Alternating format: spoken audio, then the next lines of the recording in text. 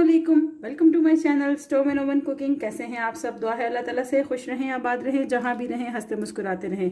आज की बहुत ही ज़बरदस्त रेसिपी आपको इस वक्त स्क्रीन पर नज़र आ रही है और वो है आलू गोश्त की रेसिपी। आलू गोश्त की रेसिपी मैंने आज कैसे बनाई है, किन इंग्रेडिएंट से बनाई है, तो चलिए रेसिपी को फटाफट से स्टार्ट कर लेते हैं। अच्छा जी, तो मैं बना रही हूँ आज बहुत ही ज़बरदस्त टेस्टी आलू गोश्त की रेसिपी, जिसके लिए मैं यहाँ पर शामिल कर रही हूँ सबसे पहले ऑयल। तकरीबन आधा कप के बराबर मैंने यहाँ पर ऑयल जो है वो इसमें डाल दिया है। 2 दरमियाने साइज़ की प्याज, जिनको मैंने बहुत ही बारीक लच्छे की सूरत में काट लिया है, और वो मैं यहाँ पर इसमें शामिल करूँगी। थोड़ा सा हम प्याज को नरम करेंगे, इतना कि प्याज थोड़ा सा पक के हल्का सा सौते हो जाएगा। और साथ ही मैं इसमें ऐड कर दूँगी, मेरे पास है गोश्त जो कि मैंने लिया है तकरीबन 1 किलो के बराबर। सारा गोश्त मैं इसमें डाल दूंगी और इसको अच्छे से मैं मिक्स कर लूँगी। गोश्त को मैंने यहाँ पर शामिल किया है। अब सबसे पहले गोश्त अपना पानी छोड़ेगा। अपना पानी छोड़कर गोश्त जब उसमें ड्राई हो जाएगा। अच्छा जी, तो यहाँ पर आप देख रहे हैं कि गोश्त ने जो है वो अपना पानी बिल्कुल ड्राई कर लिया है। बहुत अच्छे से जो है वो गोश्त और प्याज यहाँ पर आपस में भुन चुके हैं। अब मैंने यहाँ पर शामिल करना है लहसुन अदरक। लहसुन लिया है मैंने तकरीबन 8 से 10 जव्वे, और अदरक लिया है 1 इंच का टुकड़ा, लेकिन मैंने उन दोनों को इस तरीके से हाथ से कुचल लिया है। और अब मैं यहाँ पर एक ट्रिक करूँगी। ये पानी है मेरे पास तकरीबन 4 से 5 टेबल स्पून, और इसके साथ अच्छे से मिक्स करके मैं इसमें डाल लूँगी अदरक और लहसुन। और अब मैं फिर से इसको इतनी देर तक भूनूँगी जितनी देर ये पानी अच्छे से ड्राई हो जाएगा।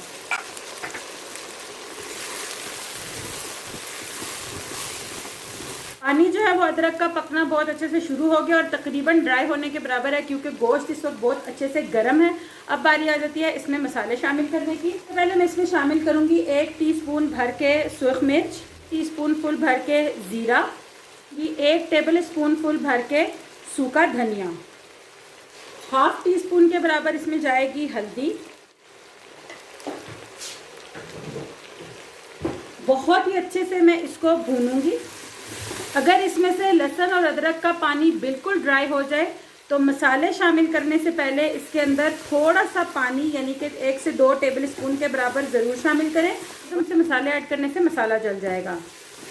मसाले माशाल्लाह से बहुत ही अच्छे तरीके से भुन चुके हैं। गोश्त में से ज़बरदस्ती मसालों की खुशबू आ रही है।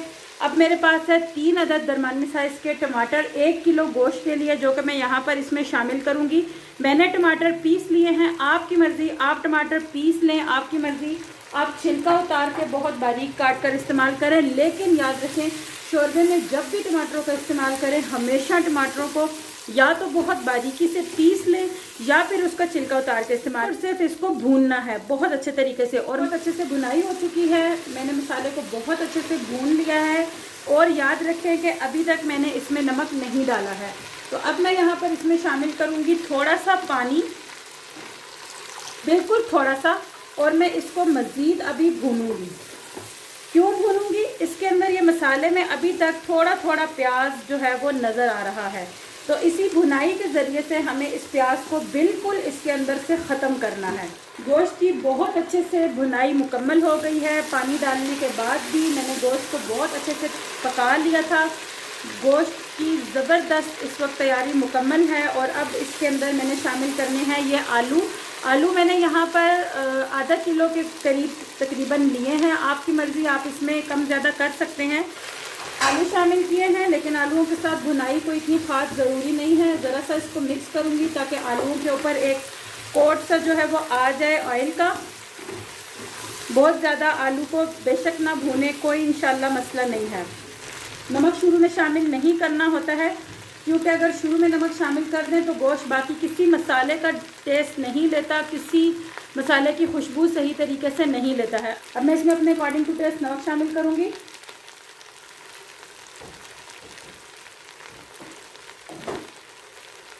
और साथ ही मैं इसमें पानी शामिल करूँगी। मैंने यहाँ पर 1 किलो गोश्त को गलाने के लिए ½ लीटर के बराबर पानी शामिल किया है।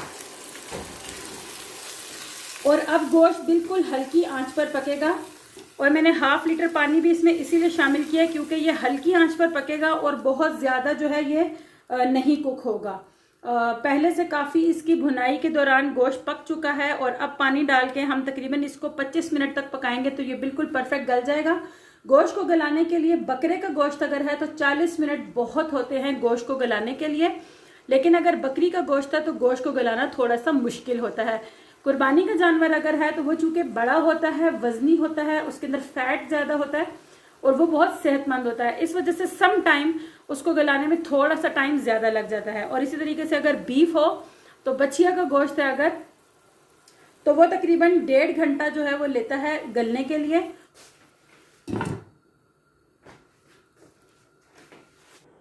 माशाल्लाह जी बहुत ही ज़बरदस्त इस वक्त हमारा सालन जो है वो तैयार हो चुका है अल्हम्दुलिल्लाह, और बहुत ही उम्दा खुशबू यहाँ पर सालन की आ रही है।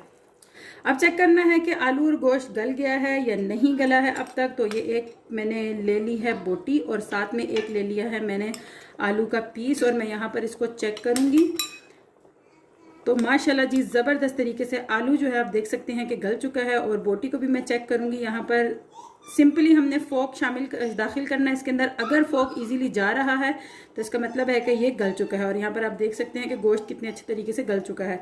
अब बस मैंने इसको वापस डालना है और उसके बाद मैंने इसको फाइनल टच देना है।